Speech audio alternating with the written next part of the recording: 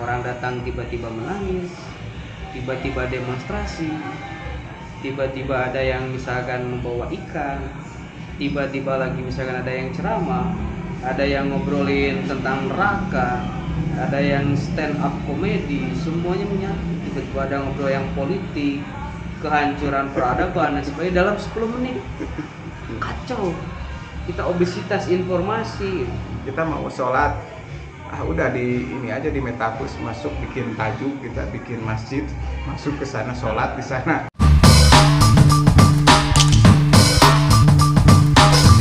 Jadi kembali kalau kita mau podcast, kembali ke asalnya itu, play on demand, Di mana broadcast. Di mana saja, Wherever. sesuai kebutuhan.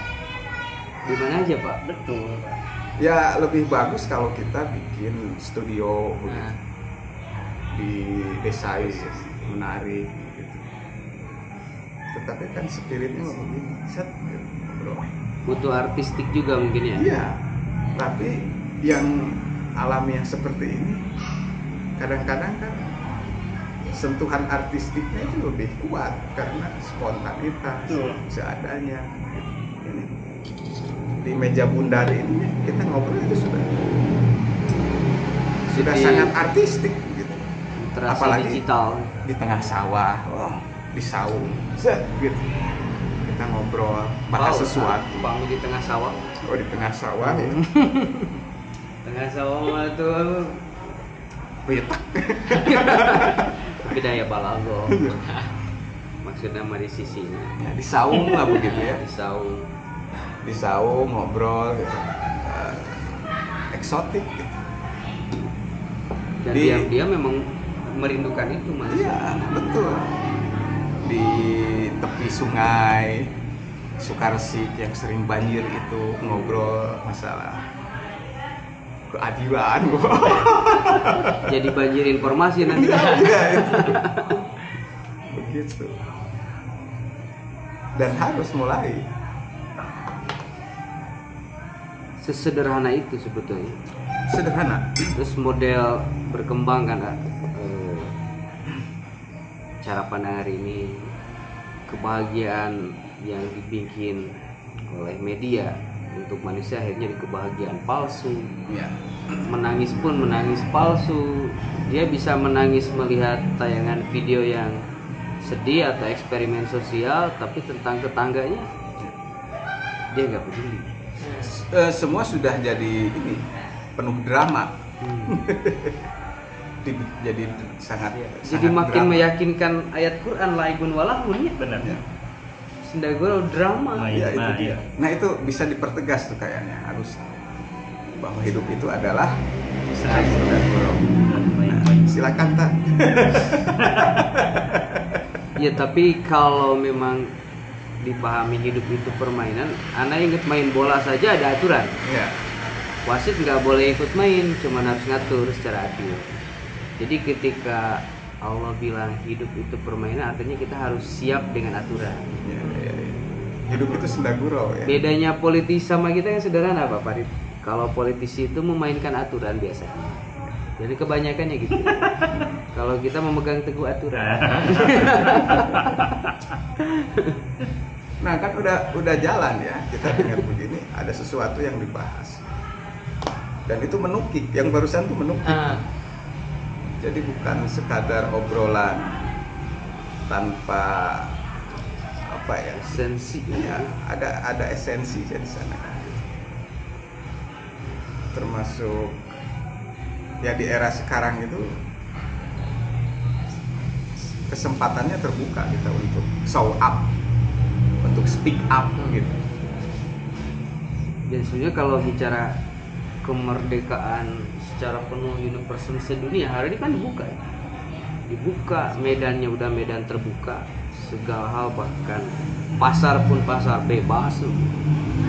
Makanya ketika kita masih memegang teguh kultur daerah ini masih dipandang bagus kayak kira-kira nih dengan era keterbukaan hari ini, atau semakin dirindukan,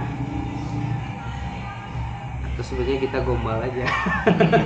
Beragama juga gombal kebanyakan hari ini. ya paling tidak kita berangkat dari melakukan pembenahan di lingkup paling kecil semacam beginilah.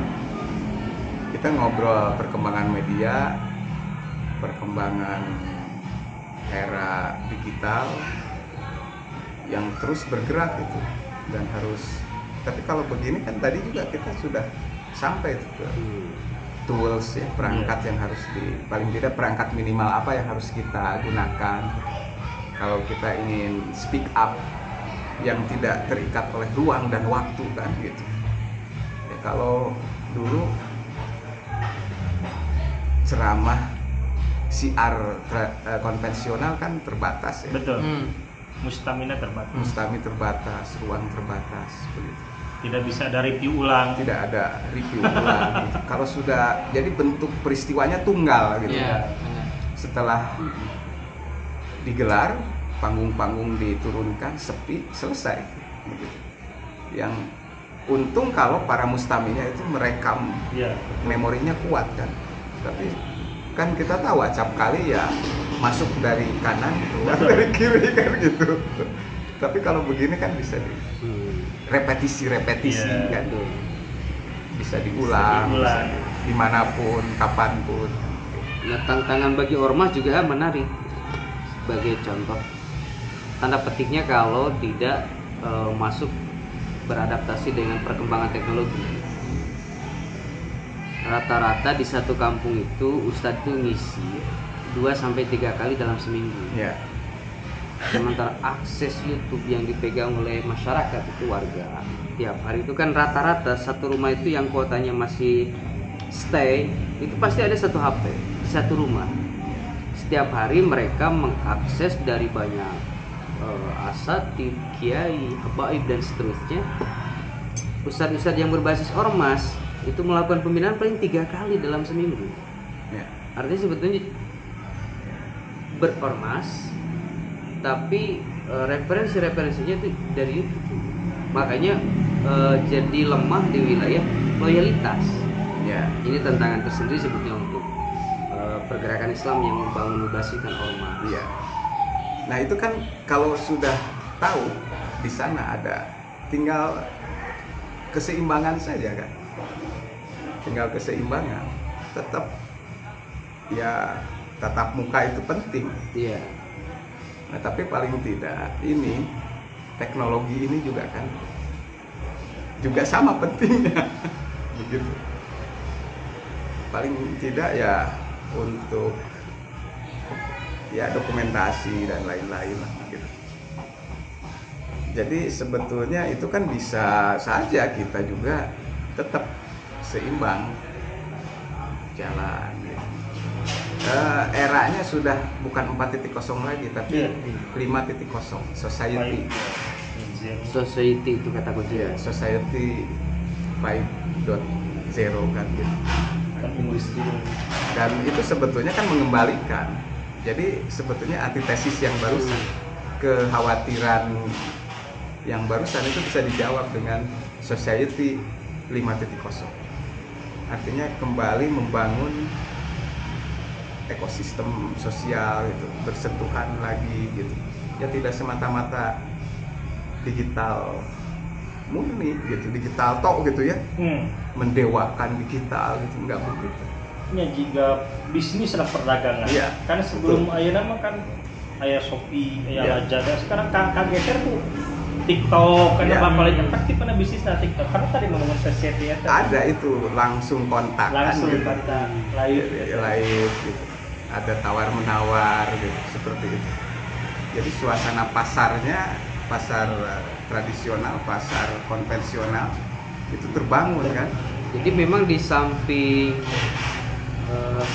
kecepatan ya, cepat, nyaman, tetap manusia itu butuh kepercayaan. Betul. Dengan bertatap muka bisa melihat walaupun tidak bertatap secara langsung melalui layar, kepercayaan terbangun di sana. Iya. Iya. Balik pada pokok lagi, manusia butuh kepercayaan. Ya artinya untuk apalagi sekarang anak-anak muda ya, tampaknya harus mulai itu. Jadi ya tetap membangun keseimbangan itu antara digital, teknologi, dengan jangan sampai tercerabut.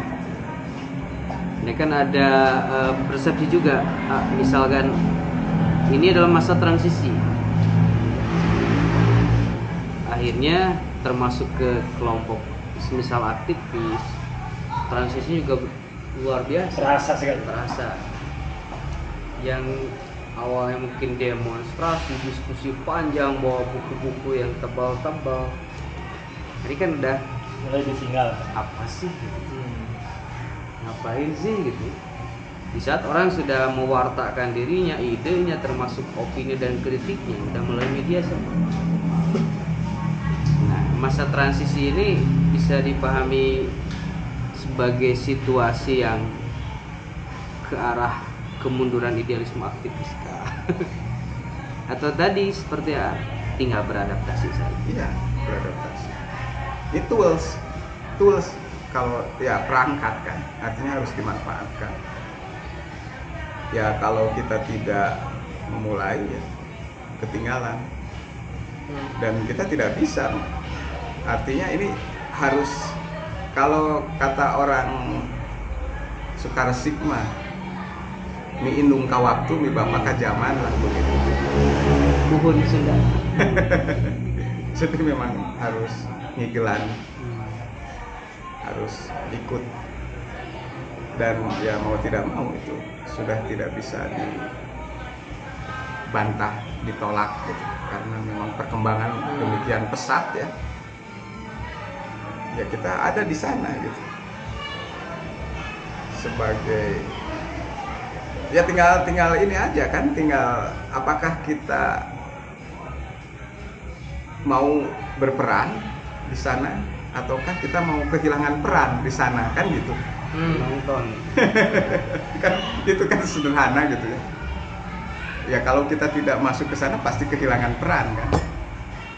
Nah ini kan bahaya, ketinggalan gitu. Gak jadi apa-apa Tidak sayang jadi apa-apa. keberadaan kita. Tapi saya yakin teman-teman anak-anak muda itu sudah sadar sebetulnya ini. Nah cuma persoalannya ya kita kan sedang mencari nih, membangun ekosistem itu kan tidak mudah. Tapi kalau yang punya basis itu sudah mantap. Tinggal dikoneksi. Ya teman-teman kan sebetulnya sudah. Ya. Tinggal itu. Manajemen tinggal langkah nyata. Anak kadang misalkannya kalau mata tuh lihat tuh misalkan meja, ini keren. Pasti yang bikinnya gini ini keren. Atau lihat lukisan-lukisan. Tapi mata melihat keindahan itu, mata tak pernah bisa bikin itu. Jadi tetap harus ada kesatuan gerak yang lain. Ya. Nah, Anda lihat juga memang di samping dari kesadaran, tidak sedikit yang baru sampai harus begitu. Wah ini keren, ini bagus gitu. Tapi tindak lanjutnya itu cukup lemah. Kritik terhadap kita atau kita kritik terhadap kita yang lain. Dan satu lagi, proses kreatif harus dipahami. Ya umpama sekarang nih ya, ada lukisan bagus. Apakah betul itu karya orisinal kayak gitu? Karena kan sekarang itu semua orang Editing Canva pakai AI itu Ayo selesai. tinggal nulis unggul. Gitu. Tekudu riweuh hayang lukisan gitu, nu original karya urang. Ya. Kan Midjourney AI itu. ATP tinggal nulis motor di surga, bisa tulisan langsung kayak visual original eta. Saya mungkin kenyieun nyen desain serangan, ngeri cing teh ieu. Tidak naon ya. tapi puas tuh. Ya henteu lah. Oh karya ieu. Nah itu dia, tapi paling tidak dengan begitu kan artinya ya kita juga harus. Nah kalau begini tetap sekarang begini ya, kita ngobrol bikin orisinal ya. Nah. Saya Sok liatin ningali.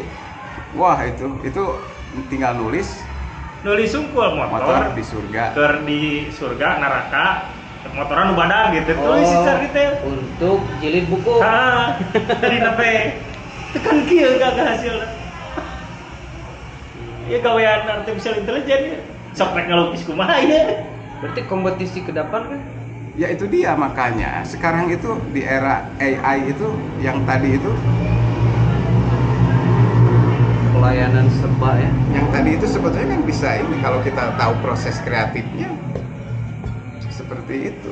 Nah teman-teman yang sekarang seniman murni itu juga jadi persoalan kan ini. Tapi sebetulnya ya mereka kan punya proses kreatif. Ya tinggal direkam saja proses kreatifnya set gitu. Jadi sama aja kalau ini kita masuk ke AI, tapi teman-teman yang punya keterampilan skill melukis murni Tinggal di video aja kan? tinggal sambil melukis ya direkam aja set. Nah itu kan juga jadi konten kan sebetulnya. Kan dulu mah hasilnya unggul ya.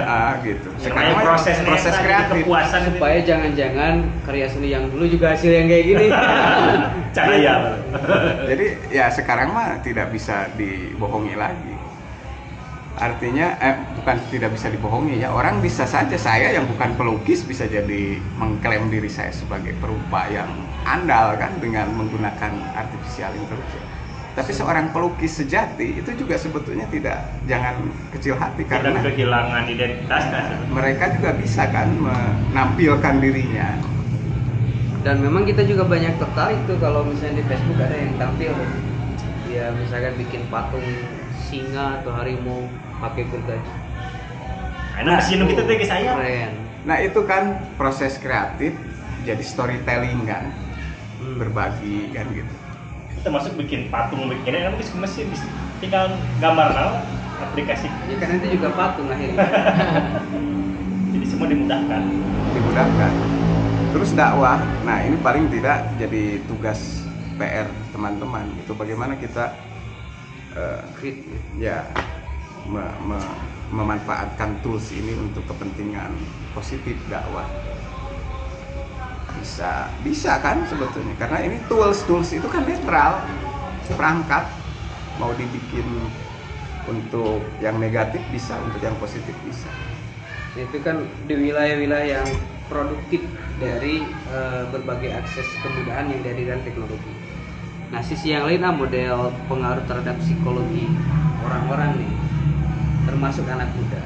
Saya kan ngegambar itu kayak saya misalkan di depan rumah 10 menit aja orang datang tiba-tiba menangis, tiba-tiba demonstrasi, tiba-tiba ada yang misalkan membawa ikan, tiba-tiba lagi misalkan ada yang ceramah, ada yang ngobrolin tentang neraka, ada yang stand up komedi, semuanya menyatu. Tiba-tiba ada ngobrol yang politik, kehancuran peradaban dan sebagainya dalam 10 menit. Kacau. Kita obesitas informasi.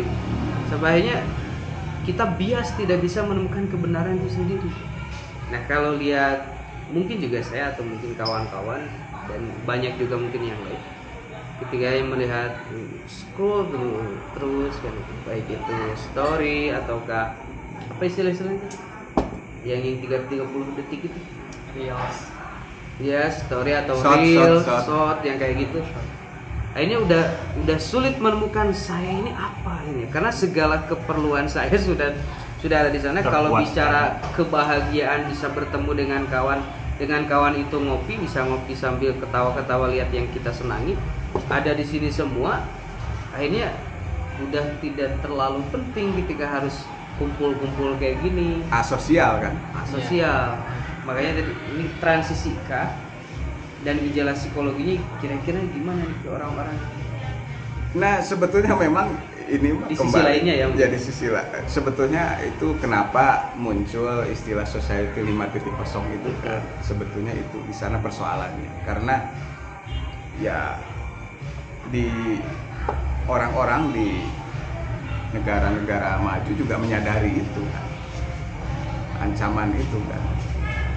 Wah malah sekarang kan bisa saja dengan era metaverse kan, semua seperti kita masuk ke ini kan, Web3 kan, udah mulai tuh. Jadi nanti itu kalau kita mau cari berita ya kita seolah-olah masuk ke sana, gitu. Tinggal kehidupan baru, ada kehidupan baru gitu.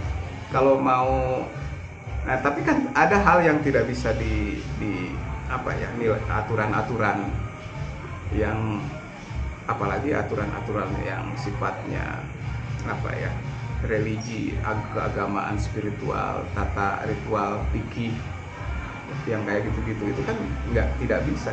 Umpama kita mau sholat, udah di ini aja, di Metaverse, masuk bikin tajuk, kita bikin masjid, masuk ke sana sholat di sana, bisa nggak? Nah ini kan menarik juga. Tapi nanti kayaknya bakal ada pikir kontemporer. Menarik kan? Saya mau naik haji. Udah aja pakai Metaverse gitu ya, berkunjung ke sana gitu, karena seolah-olah kita menginjakan kaki di sana kan. Karena memang yang itu kan dirancang sebangun dengan dunia nyata kan. Tapi memang kalau melihat perkembangan teknologi hari ini yang menarik daya halusinasi dan imajinasi luar biasa kan gitu, seolah-olah kita hidup di mana gitu, di mana salah satu kepuasan beragam salah satunya gitu.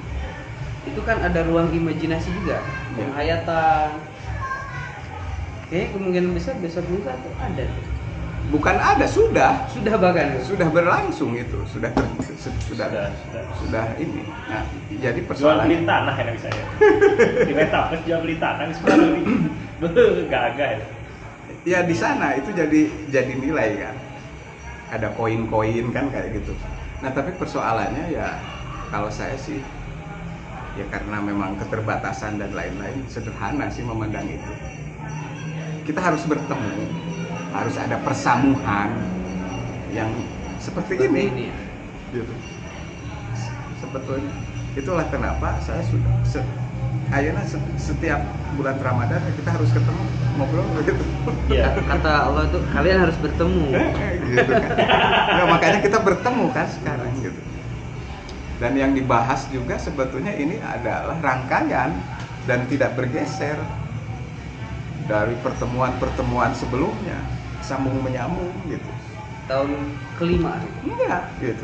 Terus jadi ada kesinambungan, ngobrol, ya, dan setelah itu ya masing-masing kita bergerak, berjalan, saling memantau di media sosial.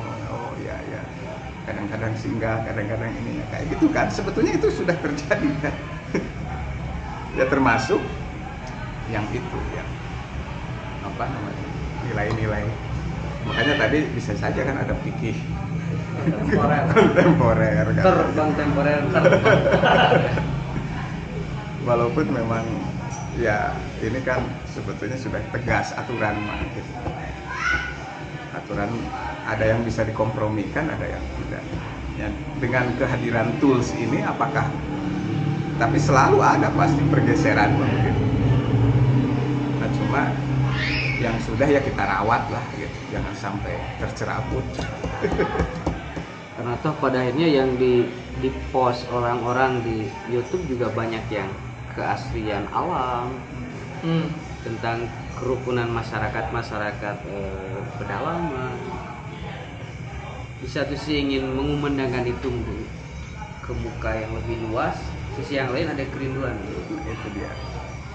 Jadi salah satu hikmah adanya progresivitas wilayah teknologi menghidupkan kerinduan. Ya. Sono. Nah itu persamuhan tetap harus dijalankan. Persamuhan tuh pasamuan ya. Tasamu. Itu bahasa Arab sebetulnya. Tasamu toleransi. Ya, tasamu itu apa tuh? Tasamu itu toleransi. Toleransi. Ya kayak loma akhirnya. Jadi Dan orang itu, yang mau gemuk misalkan mau cungkring, pegang, bekeng, begung. Dan itu bisa terjadi kalau ada pertemuan kan. Betul. Ada titik temu ya. Kadang ke 0 km lagi. Nah ini caranya begini. Jadi sebetulnya ini sebagai salah satu konkret loh, kita kalau mau apa namanya podcast gitu ya kayak gini gitu, bisa dimanapun sesuai dengan itu, play on demand broadcast. Ya, selama ini juga orang kan sering mendengar istilah itu. Oh podcast kan, podcast nggak tahu ya, singkatannya juga ya, podcast apa? Gitu. Play on demand. Jadi main sesuai kebutuhan kan. Kita di sini jadi ya tidak melulu harus di studio, di alam terbuka, di sebuah tempat yang kira-kira bisa ya hajar saja kan gitu. Bahkan mungkin digital Quran sudah nyampe Isra Mi'raj, udah nyampe tentang surga neraka.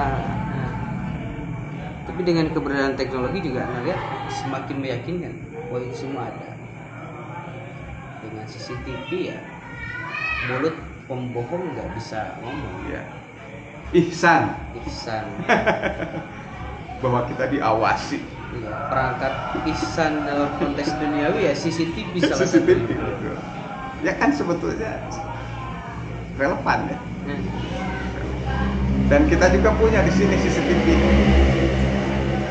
Yang disimpan di ya, sana. nurani kolbu kan, hati nurani kan, nggak bisa dibohongi kan.